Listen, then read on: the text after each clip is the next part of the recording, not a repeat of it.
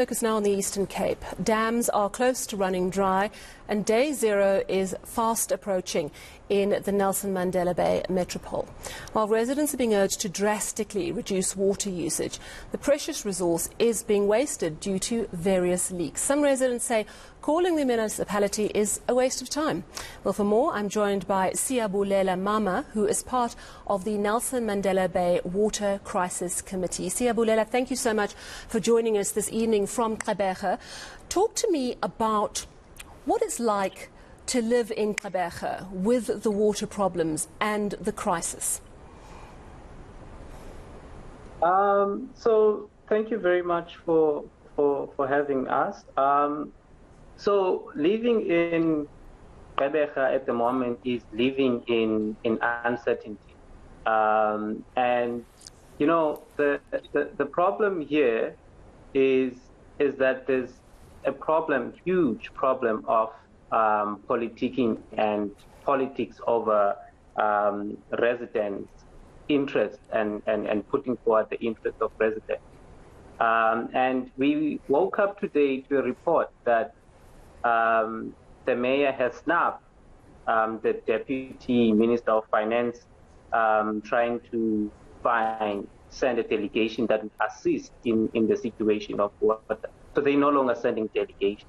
And this is not new. The budget, the adjustment budget was delayed. It was passed late, and it delayed the Orange River pipeline into being finished. And by now, the phase 3 of the Orange River pipeline would have been finished. And if you go to areas such as Utenate, you'd see what we call water apartheid, because you have the affluent side that has access to water, but you also at the same time you have townships that are experiencing day zero as we speak. So this is a situation in Nelson Mandela Bay, and the residents, by the way, are also calling without reach, trying to get their water leaks fixed, trying to report water leaks because they're trying to assist in the situation would fail. And when we call the municipality into meeting, trying to get our grievance, they reject those meetings. But what they brag about and what they talk about is being peer reviewed by Cape Town, caring less about being peer reviewed by the people who are directly affected by the water crisis, regardless of the sicknesses and other things that people are experiencing from the water. Yeah, and we've seen a number of problems. There was quite a scandal a few months ago with Nelson Mandela Bay Metro not being as transparent as people wanted, understanding exactly whether the water quality was up to scratch. And ultimately, we saw the mayor saying, well, you have to boil your water and put a bit of bleach into it. You speak to the Metro and they're basically saying that most of this is because during COVID, they were unable to do the plans they wanted to prepare and mitigate the problems of the drought. And admittedly, it is a very arid part of our country. And I think Gqeberha is seeing one of its worst droughts ever. It's been years long. How much do you put at the door of bad luck and the drought? And how much do you put at the door of bad management? So this is a problem that has been now existing for 7 years. And if you go back in 2018, the same Treasury has dedicated about 300 million to fix the ailing infrastructure. And that hasn't happened till today. And this in 2018, this was during the time of the coalition and the fight within the municipality. So this would also bring you back to the point I made earlier around politicking and politics and party politics over the interest of residents.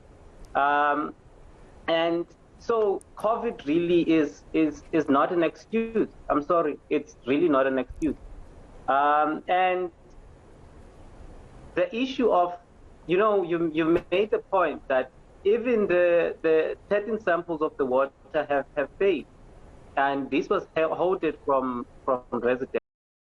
of course, they have water because we know that not everyone has running water currently. They also say they're working on groundwater plants and they're looking at that at Nooitgedag. I wonder from your perspective, because we're in a crisis time now, we've got less than a month, I think, before 40% of the city is going to run out of water if we don't see a drastic reduction in water consumption. What do you think needs to happen now that isn't currently happening? So last Friday, a report was given to MPEC that we losing water that could fill about 2 dams, and 34% of this water is water leaks. Now, we need to change the strategy around the issue of water leaks. And, you know, we understand, one, the residents would call the toll-free number. It won't go through. Two, a municipal truck would pass a water leak. And when residents ask, hey, can you come fix this water leak? They would say, actually, you must have a reference number before we fix this. And we understand those things. So there needs to be a change of strategy around that. And we can't blame the workers, but we need to plan the strategy around the planning of this issue. So that's one thing that needs to change. And the issue of billing, right? So now you have in areas such as Utenig, which is now facing day zero, you have a certain house that has access to water in that area. So you need to stop the billing until the situation has stopped, because everyone is now in that certain house to get the water. So those are the things that the municipality would also need to consider in dealing with the situation. Of course, water tanks in each and every area, in each and every house would also be a helpful intervention. Yeah, I am sure that you and I are going to chat again as we run up to this feared day zero, which, if nothing changes, is going to happen at the end of June. Thank you very much for talking to us this evening. Siyabulela Mama, he's part of the Nelson Mandela Bay Water Crisis Committee, coming to us live this evening from Gqeberha.